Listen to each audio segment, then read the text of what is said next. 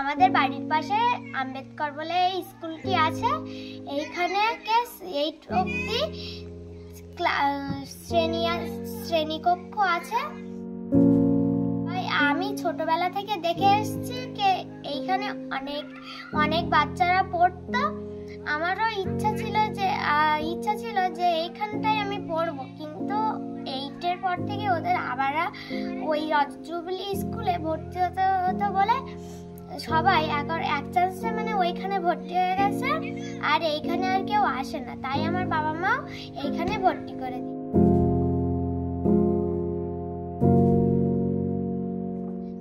এই স্কুলে একজন প্রধান শিক্ষক ছিল, তিনি চলে গিয়েছেন। এবারে একজন শিক্ষক মহাশয় আসেন, তিনি এসে কোনো ছাত্রছাত্রী নেই বলে দেখে শুনে আবার টাইম মতো চলে যান। আমরা ছেলেমেয়েরা আসি বিকাল করে এসে খেলা টেলা করে আমরা আবার চলে যাই।